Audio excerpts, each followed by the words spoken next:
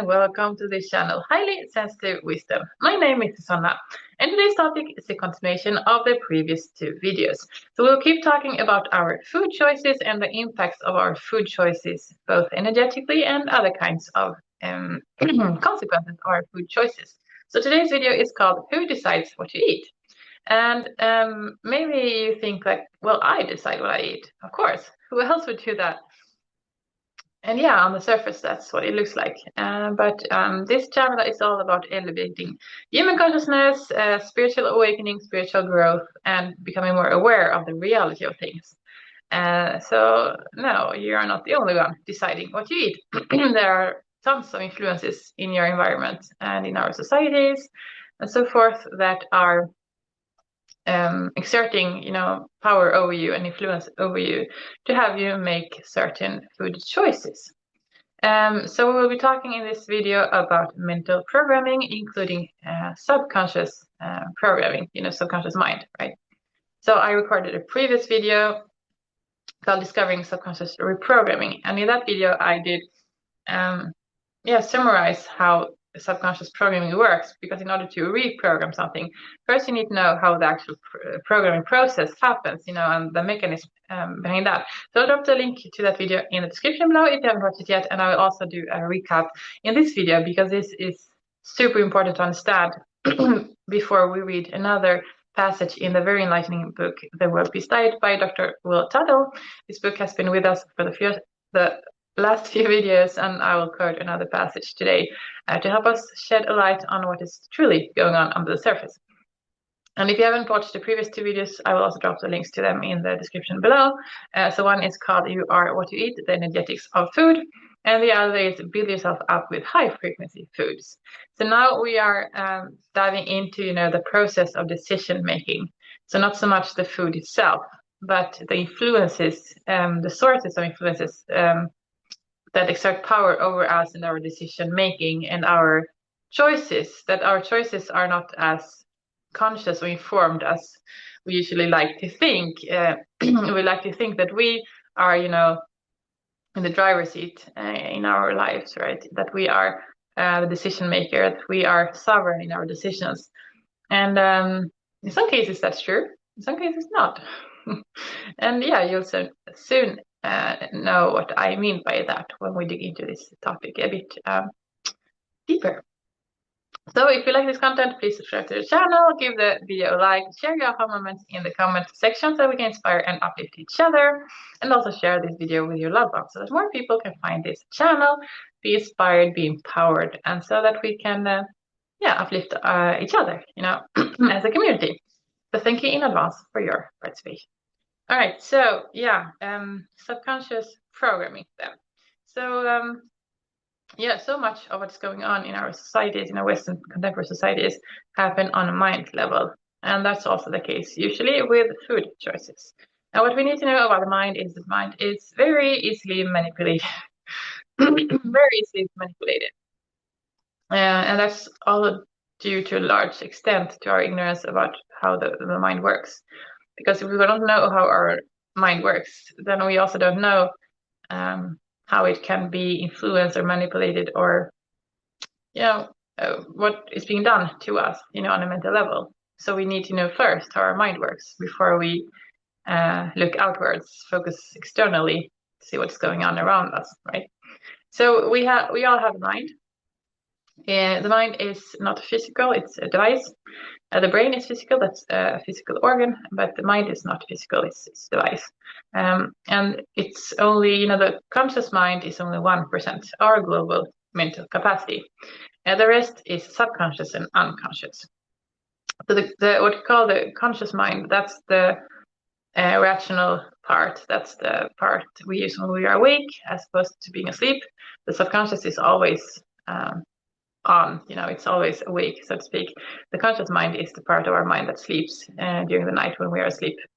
The subconscious is always, recording what's going on, but the conscious mind is awake when we are awake and asleep when we are asleep, right? So that's only 1%. It's with the conscious mind that we make our decisions. That's the rational part, the logical part, the analytical part. That's also the gatekeeper to what enters the subconscious mind.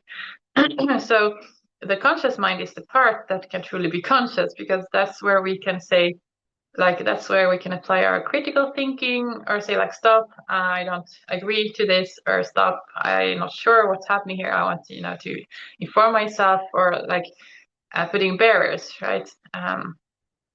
That's the conscious mind. The subconscious is a computer, and it operates on the programs that are installed in that computer. And the subconscious has no ability for discernment or questioning things, or using critical thinking, or saying, I don't know if this is right. What enters in subconscious will be carried out on autopilot, just like any program you install on your computer or your smartphone.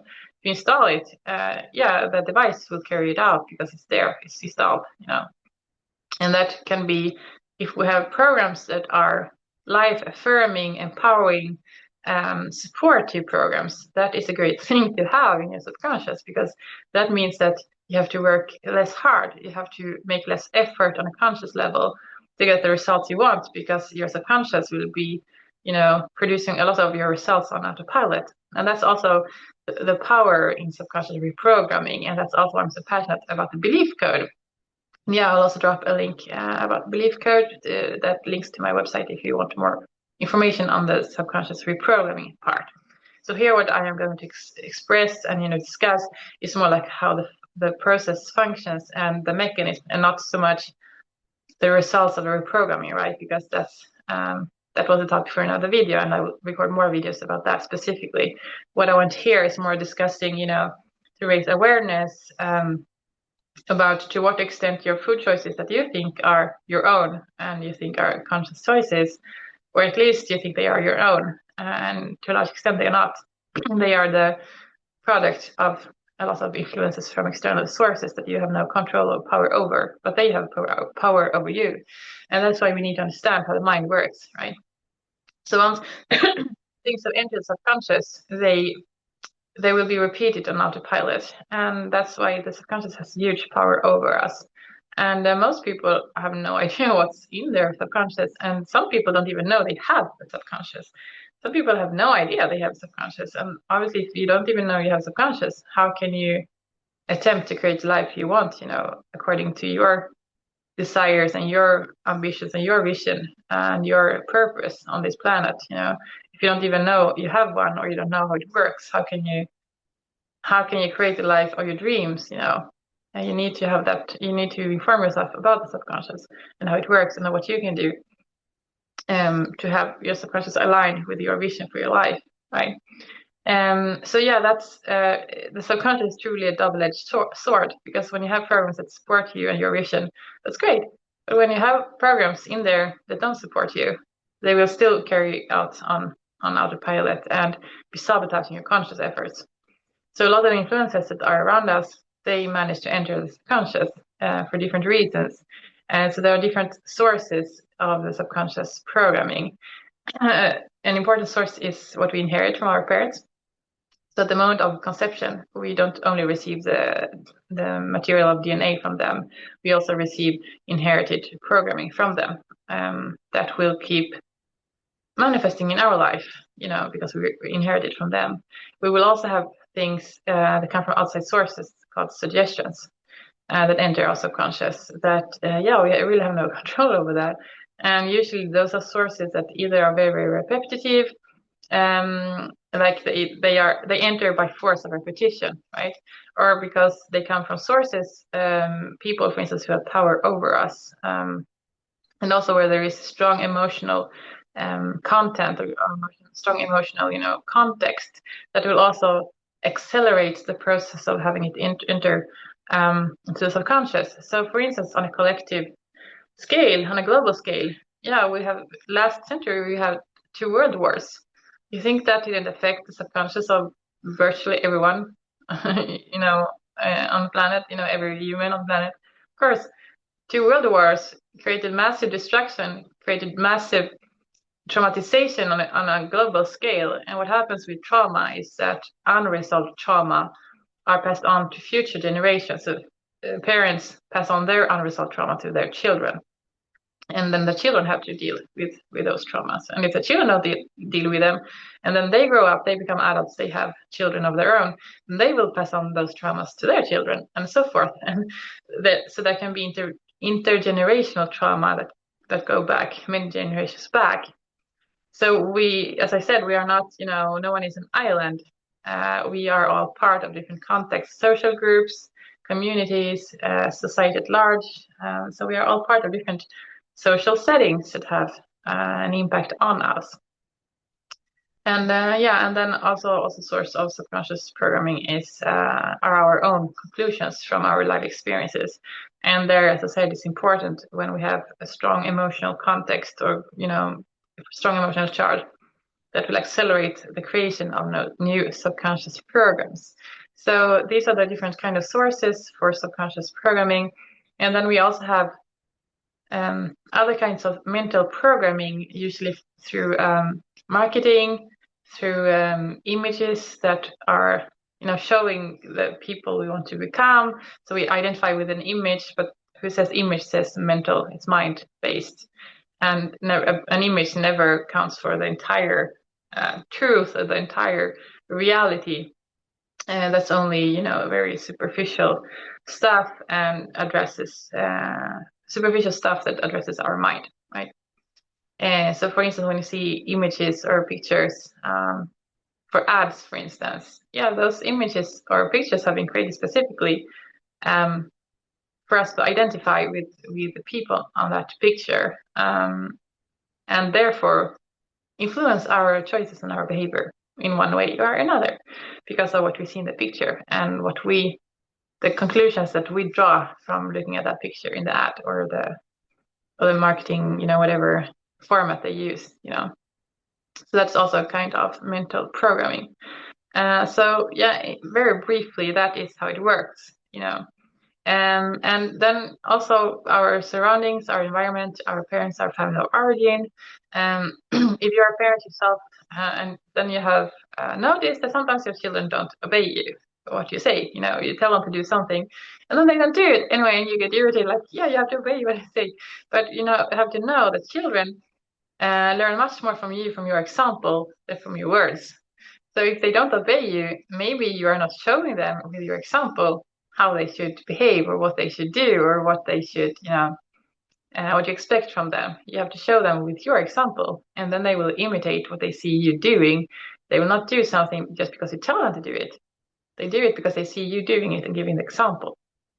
And this is also important when it comes to food choices, because we usually eat what we see others eating, especially when we grow up. We imitate the actions of our parents and other adults in our lives and other figures who have authority. It could be parents, could be older siblings, could be teachers, mentors, grandparents, neighbors, different kinds of, adults who have authority over us in one way or another.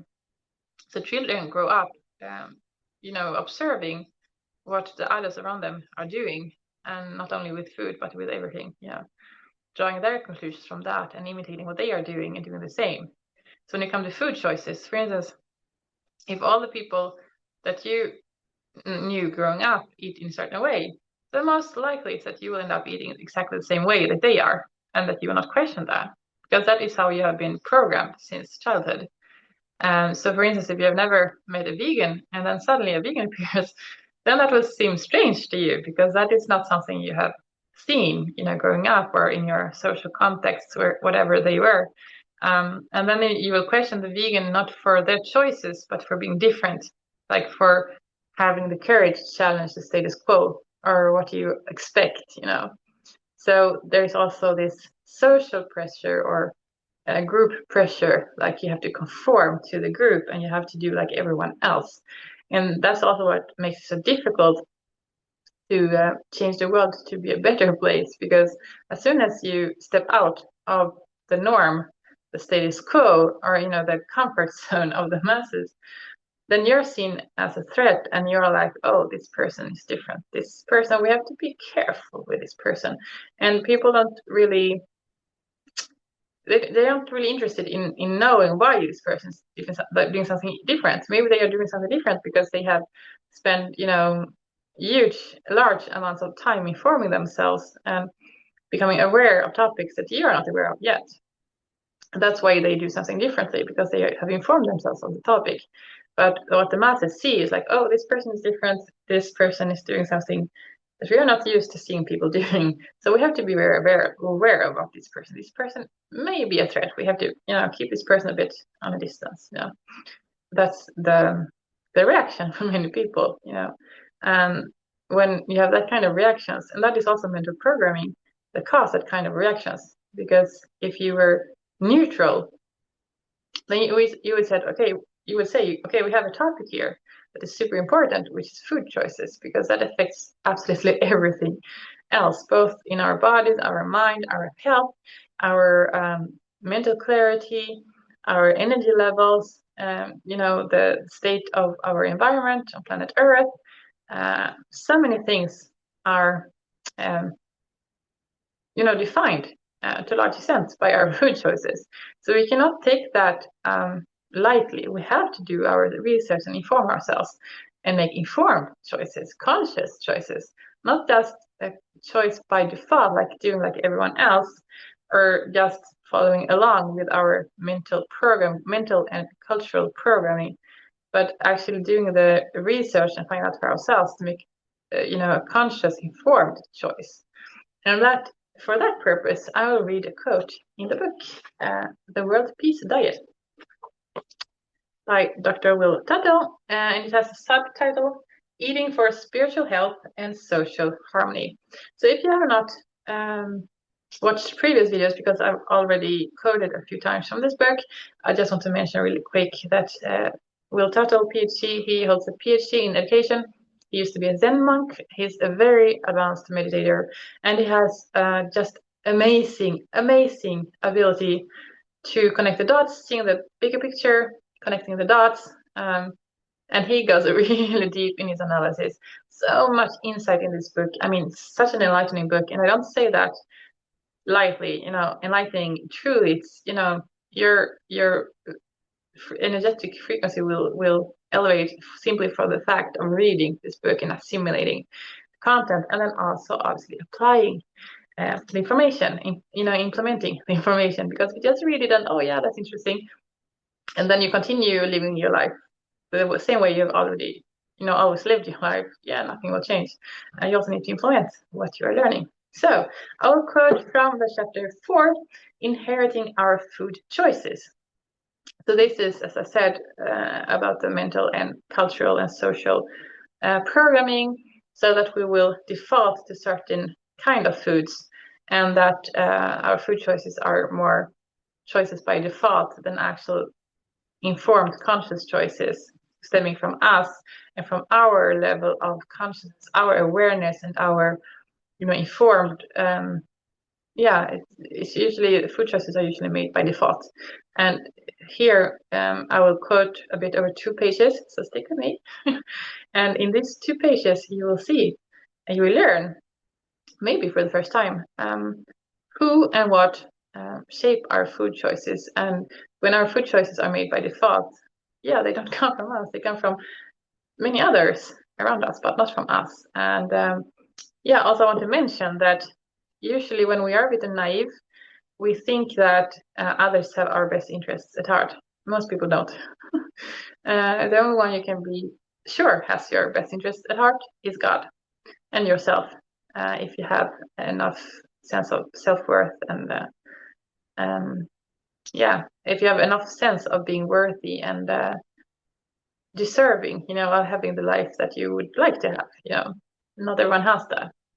And then even they don't have their best interests at heart. And other people definitely don't have your best interests at heart, because they have their best interests at heart. So the only one you can be sure has your best interests at heart is God. And when we read that chapter, I will not read the entire chapter, I will read a bit over 2 pages.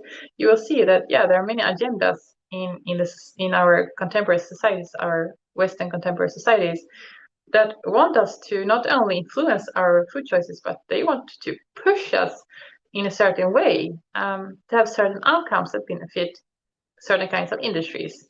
And yeah, those industries are there for the profit, definitely not having your best interests at heart, and you will soon learn how. So, chapter 4 from The World Peace Diet by Will Tuttle, Ph.D. in education.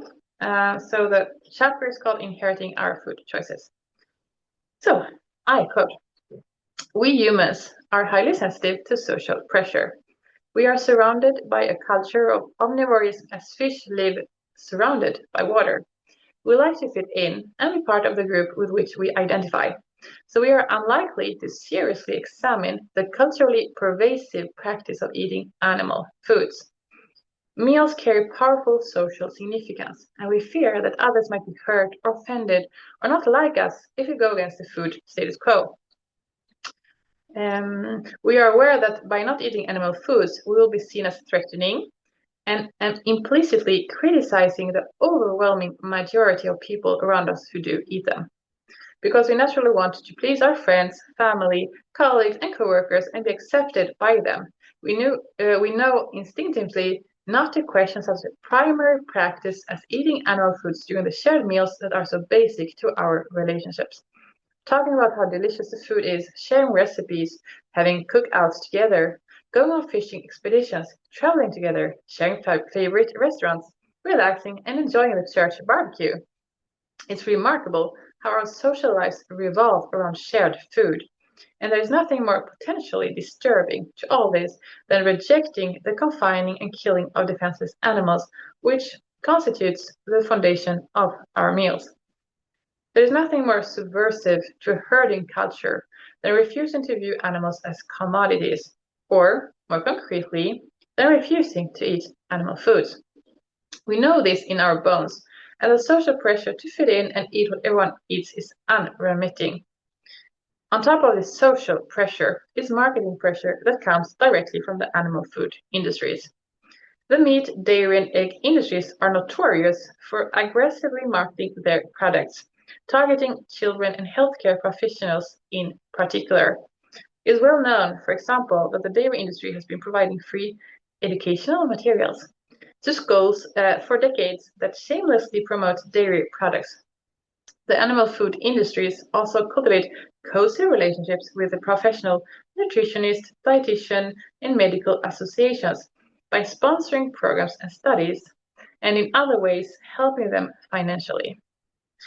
These associations, of course, repay favors by recommending, or at least not questioning, the practice of eating animal foods.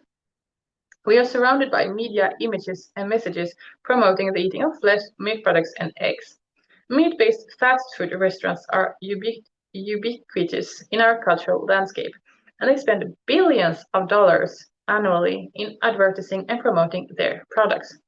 McDonald's, for example, reportedly spends as much as $500 million on just one ad campaign, while the National Cancer Institute spends only about $1 million a year to promote eating 5 daily servings of fruits and vegetables. The dairy industry spends hundreds of millions in its highly effective advertising campaigns, and even gets financial and legal assistance from the federal government to promote its products.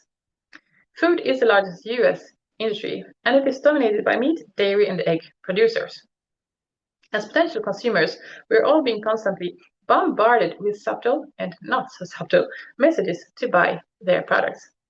The meat, dairy, and egg industry's greatest sales promoters are, of course, our parents, families, neighbors, and teachers as we are growing up, and our colleagues, families, and friends as we get older. We internalize this and create a self-image of someone who eats normally and enjoys certain foods that determines our behavior. The advertising industry learned long ago that while we resist attempts to influence us directly, we are easily influenced when we can be made to identify with a particular image. Once we identify with an image, the industry needs only to manipulate the image to manipulate our behavior. Viewing images that portray successful Americans, eating certain foods, for example, we naturally want to buy the same foods because we imagine ourselves to be successful Americans as well. In this way, Programming and advertising in the mass media work hand in hand to create a powerful and reliable demand for certain products. It should be noted that another fundamental source of pressure to eat animal foods is the medical establishment, which shows almost universal antipathy toward plant-based diet. Medicine is the second largest US industry after food, and the pharmaceutical industry, like the fast food industry, spends vast sums of money on advertising and promoting its products. With its gargantuan investment in hospital, research, equipment, doctors, medical schools, and the other aspects of its massive substructure, the medical industry and the banking industry lurking behind it demands a continuous and reliable flood of sick people. It's suddenly understandable why so many means are used to discourage people from questioning their omnivorous way of eating, giving the overwhelming evidence that we would be much healthier and less reliable consumers of pharmaceutical products and medical services if we abandoned animal foods. Thus, social pressure from friends, family, and associates, together with market pressure from the food and medical industries, exert a powerful force on all of us to eat animal foods and curb our awareness of the repercussions of our actions. These influential powers in our lives do not want us to leave home and think for ourselves about what we are eating and the consequences of our food choices. It is the height of irony that amid all this pressure, we may respond angrily to people who question our eating of animal foods with, "Don't tell me what to eat." We've already been told and are being told in no uncertain terms what to eat. We can see that historically, social pressure has been a potent factor in retarding social progress and in promoting racism, intolerance, violence, and war. End of quote. I'll let it sink in for a moment.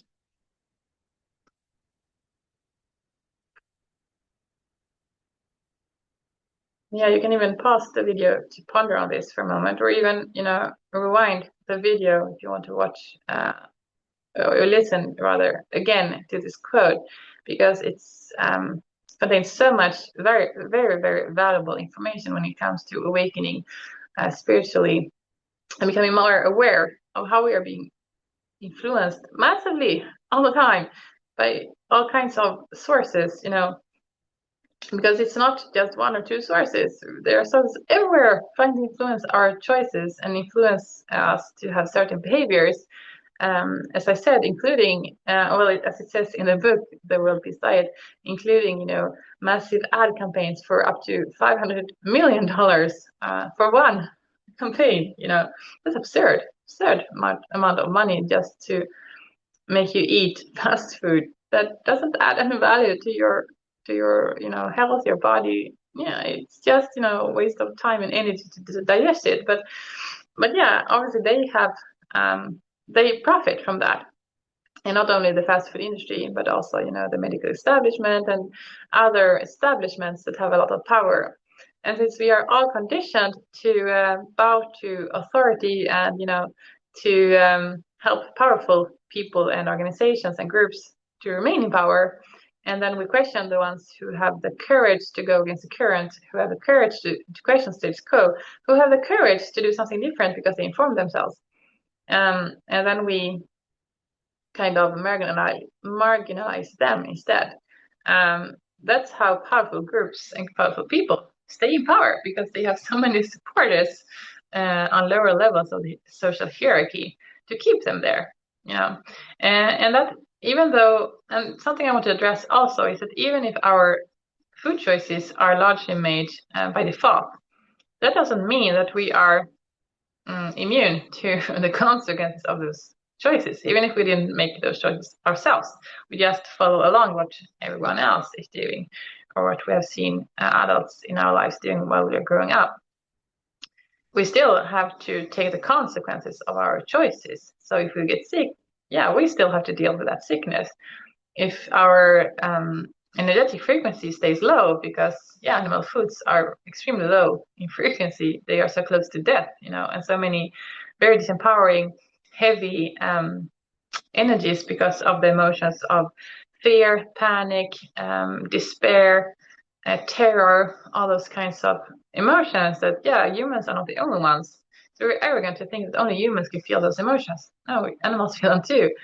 And animals confined in very tight, small, filthy spaces, very unnatural spaces, artificial spaces, and being treated with extreme cruelty and violence, and who hear the screams in slaughterhouses. They hear the screams from other fellow animals being slaughtered, and they know that they are going to die. They know it.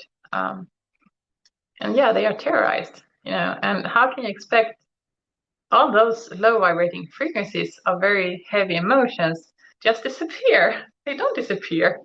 In energy, nothing is created nor it cannot be created, it cannot disappear. Also, it's just transformed. So that energy has to go somewhere. So if that energy is no longer within the animal because the animal is killed, and you eat that meat from that killed animal, of course you are eating those emotions, and they are transformed into something in your energy system, and they are keeping your energetic frequency low. And I did record another video specifically about energetic frequencies. It's called Everything is Energy, Frequencies Explained. I will also drop the link to that video in the description if you haven't watched that yet.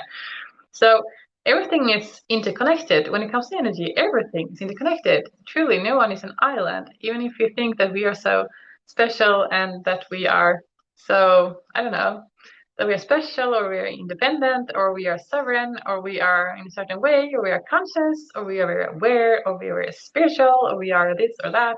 So many things people call themselves, and yet they are so reluctant on examining their own habits, and especially their food choices. There's so much reluctance, so much resistance. Yeah, it's crazy. So much resistance to examining your own food choices and your own habits when it comes to food. And it's so much easier to just question the one or the ones in your life or in society that have the courage to think for themselves and make their own conscious choices, informed choices, and not just choices by default. And this is also something that I have been a vegan now for 24 years. And during those 24 years, I have lived abroad in 4 different countries on 2 different continents, and I have achieved quite a lot of things in my life, including, I'm fluent in 5 languages, in speech and writing, Swedish, English, Spanish, Portuguese, and French. I've also reached enlightenment in the spiritual sense of the word. I used to be a top student. I mean, I've made, creation, artistic creations with music, with writing.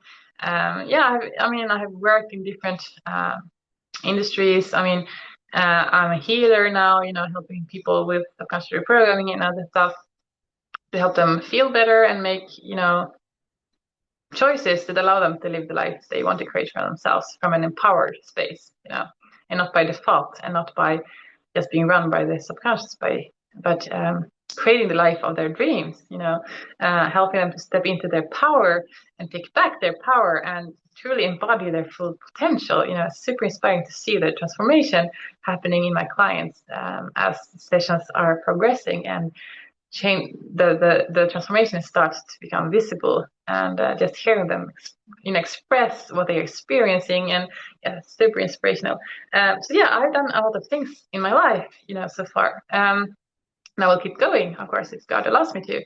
But my point here wasn't to brag. My point here was that people who follow the mainstream narrative and the food status quo, they are happy to benefit from whatever I have to offer them. But when it comes to food, they are still so resistant. And people who have known me after I went vegan, they have known since the first day that we met that I am a vegan and that it's super important to me, the food. They are still reluctant to accepting that, and still question that, and still there's still people who invite me over to their place, and then they prepare something that is not vegan, and I'm like, but I was coming, couldn't you have prepared something to include me in the group, but they still want all the other benefits that I have to offer, and all the empathy and all this, emotional support and all the things that we as highly sensitive people so naturally give to others. They want all that.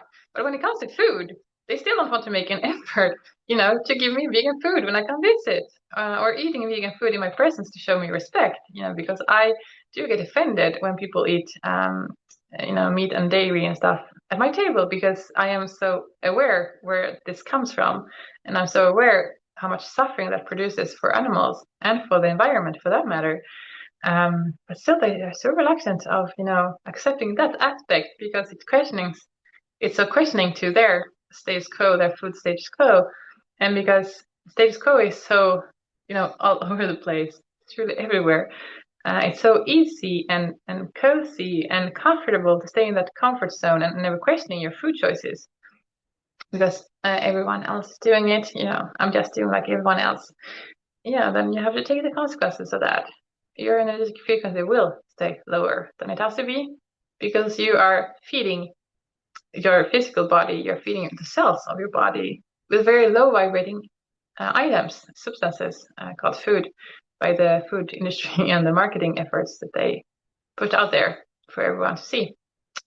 But yeah, I hope this has been awakening to some level. And that with this information, next time when you see something and before you actually eat it, and you allow that to become part of both your physical body and your energetic system, because everything that you eat physically also becomes part of your energetic makeup, your energetic system, and you attract with what you are energetically. So, for instance, some people learn about the law of attraction, and then they start doing all these exercises of visualization and gratitude exercises and all kinds of exercises. And initially, it seems to work really fine. But then they hit a plateau, and then it doesn't work anymore. And why is that? Because at some point, you have to look deeper into your consciousness and realize it's not only about your focus. It's not only about your conscious efforts on a conscious mind level. You also have to examine the rest of your consciousness. And a lot of our consciousness is lodged within our physical body. So if you all of the cells and all of the organs and all of the tissues and all that stuff, all those things you're fueling with the food that you put into your body. So your food choices have a direct and consistent effect on the level of your consciousness and the level of your energetic frequency. So it doesn't matter how many exercises you do of gratitude or exercises of visualization or all kinds of exercises or coaching tricks that you could do to have a better life. Yeah, it works in the short term, but then at some point you have to look into what's inside you, and so much of what is inside you has to do with food. And that's also why I insist so much on this topic in different videos. I really want you to wake up to what the food is doing to you. Not only to you, but to us collectively as collective consciousness, and also to the environment and to the planet Earth. And when we eat animal foods, we are normalizing a death culture, because if we are taught and indoctrinated and consistently reinforced in our beliefs that it's normal to kill animals, then it will also be normal to exploit natural resources on our planet, and to the point where the planet is not able to regenerate or restore at the same pace that we're exploiting the planet, And we only have one planet. We only have one planet Earth. We cannot, just all emigrate to Mars or something when the resources run out. We have to be more wise and more conscious about how we manage our resources on planet Earth. We cannot just exploit and creating massive damage to planet Earth. And animal agriculture is the first, it's the most polluting industry there is. It's the first source for pollution, both on land and in the sea, for the overfishing of the seas. That's like animal agriculture. And when we buy these products and eat these products, they not only become part of our physical body, our consciousness, our energetic frequency with which we attract everything that comes into our life. We also contribute, to destroying planet Earth, and that is very short-sighted. It's like we only think in short-term gains, not on long-term. And if you want to live several decades here and you want to have children, and then they will have children, if you want there to be a future for humanity and planet Earth, we have to take better care of our planet Earth. We cannot just ignore that. And we have to see further. You cannot just look to the tip of our nose and look like this, and then we don't see anything more. And like, no, I'm just doing what everyone else is doing, and then nothing changes, and no one will take accountability or assume responsibility for what is happening. And one more thing I want to mention before wrapping up today's video is that if we are so easily and willingly manipulated around food choices, that literally gives us the building blocks for our physical body, and the physical body, as you know, is a temple of your soul. The physical body is super important. It's a vehicle in which you're traveling during your life experience on planet Earth as a human being. So yeah, if we are so readily and willingly being manipulated to accept foods into our body, knowing that those foods will become our body once they have been digested and absorbed into our different cells in the body, then what else can be introduced to our body using social pressure, using propaganda and marketing, mental programming. Yeah, there have been recent events, the last few years where, for instance, there was a massive campaign worldwide on taking a certain injection called a vaccine. And yeah, that comes also from the same logic, that if we so willingly ignore where our food comes from and what our food choices are doing inside of us and to our planet, then what else can be introduced to our bodies that may or may not be good for us, just using mental programming, marketing, propaganda, and social pressure. We will easily fall prey for predators and be victims of oppressive powers, oppressive forces.